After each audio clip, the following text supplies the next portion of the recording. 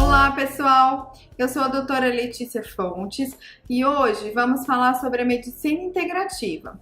Você já ouviu falar dela? Tem curiosidade em saber por que tantas pessoas falam tão bem e cada vez mais procuram por essa medicina? Então, assista esse vídeo até o final e não esqueça de clicar no curtir e de compartilhar com seus amigos e familiares se você gostar do conteúdo, combinado? Os termos medicina integrativa, medicina alternativa ou medicina complementar são comumente usados para descrever práticas médicas de diagnóstico e terapêutica sem validação científica e que não são baseados em evidências. Esse é um dos aspectos que a diferencia da medicina ocidental, a alopática, que é prioritariamente baseada em evidências, ou seja, comprovação científica. Considerado uma prática milenar, foram identificadas evidências dessas terapias alternativas em outras culturas em escavações arqueológicas. Como exemplo, temos uma descoberta no Egito, na tumba de Ankh-Amor, o médico egípcio, com data de 2.330 anos antes de Cristo, que mostra uma forma de terapia de reflexos nos pés e nas mãos. Já a alopatia é um sistema terapêutico que visa tratar as patologias, ou seja, as doenças, pelos meios contrários às mesmas, através de medicamentos com ação específicas nos sintomas. É a chamada medicina tradicional, ortodoxa, alopática ou ocidental. Esse termo alopatia foi introduzido por Hahnemann na segunda metade do século XIX, referindo-se a qualquer método de cura que não fosse o homeopático. O pai da medicina ocidental, o médico e filósofo grego Hipócrates, gostava de repetir a seguinte frase enquanto cuidava de seus pacientes: o homem é uma parte integral do cosmos e só a natureza pode tratar os seus males. Com isso, gente, ele queria mostrar que as causas da doença eram naturais e não punições divinas, como se acreditava naquela época. E também lembrar que o equilíbrio e a saúde do corpo estão diretamente ligadas ao ambiente em que vivemos. Essa mesma frase tem sido muito mencionada ultimamente, enquanto ocorre uma popularização dos métodos alternativos à medicina ocidental que o próprio Hipócrates fundou. A partir do século XVII, quando as ideias do filósofo René Descartes começaram a influenciar a ciência, os tratamentos médicos passaram a ver o corpo humano como uma máquina, em que cada parte tinha uma função específica e independente. Para Descartes, entendendo-se cada uma das partes, entende-se o todo. Simples assim. A medicina moderna, esquecendo-se do conselho de Hipócrates, ergueu-se sobre um pressuposto e ainda está bastante apoiada nele. Hoje, a teoria de Descartes já não faz mais tanto sentido assim.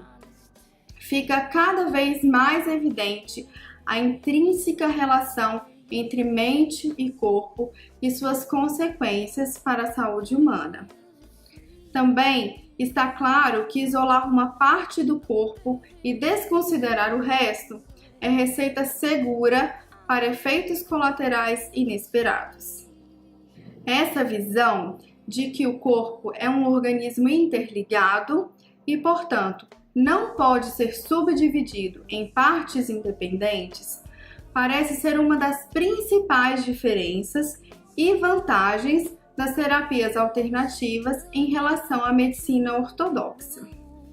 Até mesmo o presidente do Conselho Regional de Medicina do Estado de São Paulo reconheceu em uma entrevista: é verdade que com a verticalização do conhecimento, muitos médicos passaram a ver a doença do paciente e não uma pessoa com uma doença.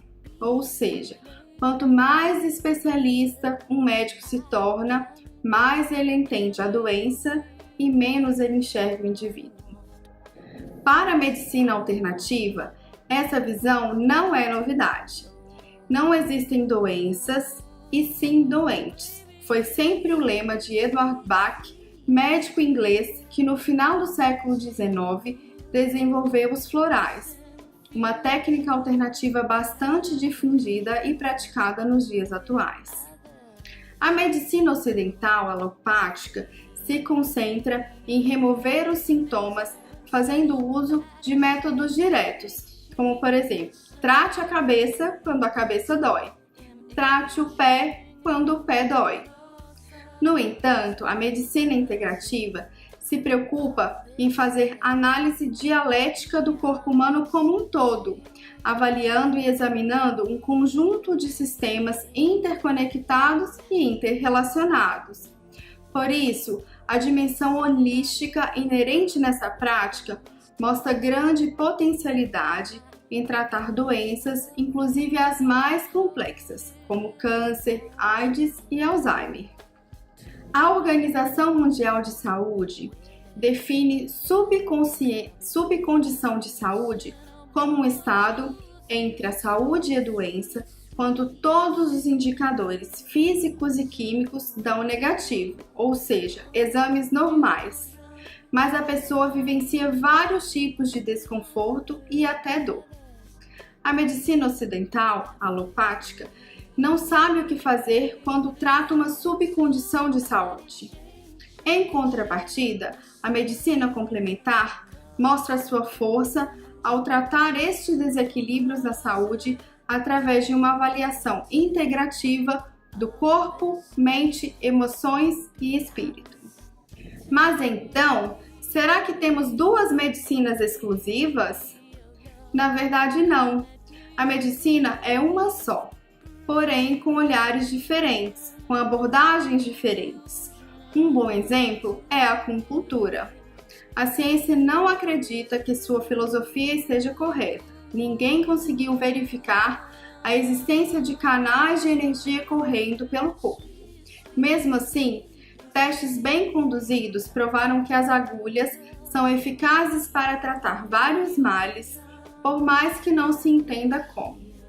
Contudo, muitos pacientes têm em comum uma queixa quando o assunto é medicina convencional.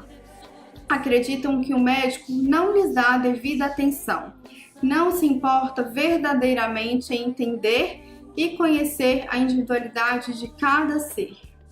A maioria das denúncias encaminhadas aos órgãos que regulamentam o exercício da medicina não se deve a erros médicos, e sim à relação médico-paciente.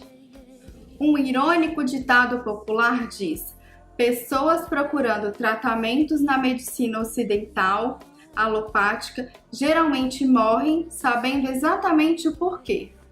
Pessoas procurando tratamentos na medicina chinesa geralmente vivem sem saber exatamente o porquê. Pessoal, muito obrigada por assistirem até aqui e nos próximos vídeos do quadro Saúde Desconhecida falaremos sobre a medicina tradicional chinesa, a medicina Ayurveda e a medicina quântica, todos exemplos de medicina alternativa. Aguardem e até lá!